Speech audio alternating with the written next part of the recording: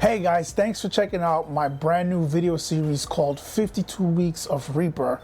Reaper is a digital audio workstation, and for the next 52 weeks, I'll be discussing 52 key features that makes this DAW a powerhouse. And this is why it is a major part of my music production toolset. The first feature that I'm going to be talking about for week one is the fact that Reaper has 128 audio channels per track. So if we look here, this is a beat that I worked on probably 2 years ago and I totally forgot about it. I just found it yesterday. So it does need some work, but I'm gonna get it up to snuff and work on it and get it finalized. But I forgot about this track. It was like lost on one of my old laptops or something, but it's great for this example. So here we have the kick track, and if I click on this button down here, it's going to open up the track routing panel. So all your routing information is here on this track. So if you notice, this is checked right here and it says master send channel from to. Basically it means that the kick channel by default is being sent to the master bus, your main output stereo, channel 1 and 2. So we say channel and tracks and bus a lot, and people kind of use them synonymously with each other, but they're actually very specific. So I'm going to try to use the right terminology as I explain and describe what's going on. So let me draw this illustration first. It's going to be a bit crude, but bear with me so I can get my point across.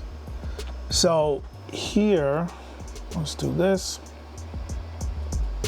So here we have an audio channel, an audio track. Let's stick to the right terms. And then we're gonna have a couple more over here. These are gonna be auxiliary tracks for effects and maybe some more auxiliary routing. So with the auxiliary tracks, auxiliary pretty much means something that's helping, that's supplementing something else, like a secondary help. So that's where the name auxiliary comes in. So that's why these are auxiliary tracks, or you'll hear people say aux track for short. All right, so remember that. So for this main track over here, let's get a pen tool. This is gonna be, let's say, piano. All right, so P and O, we're gonna abbreviate for piano. So this orange one over here now is going to be small reverb. This is gonna be an effect track. So I'm trying to stick to the right naming convention. So we're gonna put small RVB. This is going to be delay. Let's do DLY. And then this is going to be a large reverb. RVB. All right. So these are your master outputs down here. So the master output for every track, audio track, and auxiliary track is going to automatically go out to your master output for the whole session. So those are the wires coming out. I know it looks amazing. So over here now, this is your fader. I know, guys, this is amazing illustrations. I'm killing it right now. All right, that's your fader. That's your fader.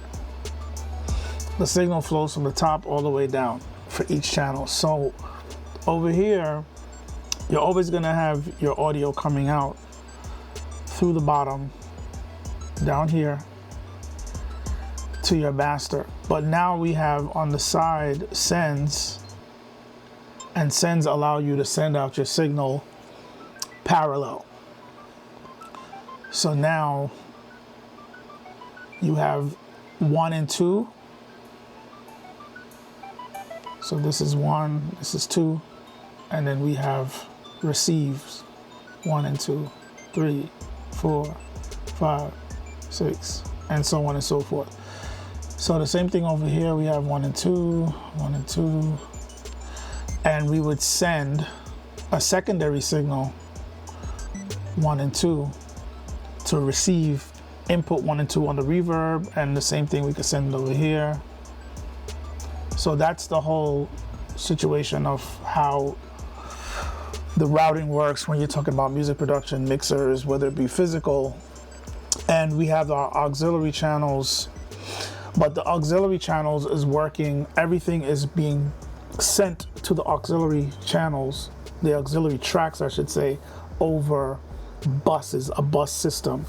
So that's why you hear people say they're going to set up a bus, an effect bus, an auxiliary bus, depending on what you want to do. So the thing with Reaper is that Reaper has 128 basically bus channels per track.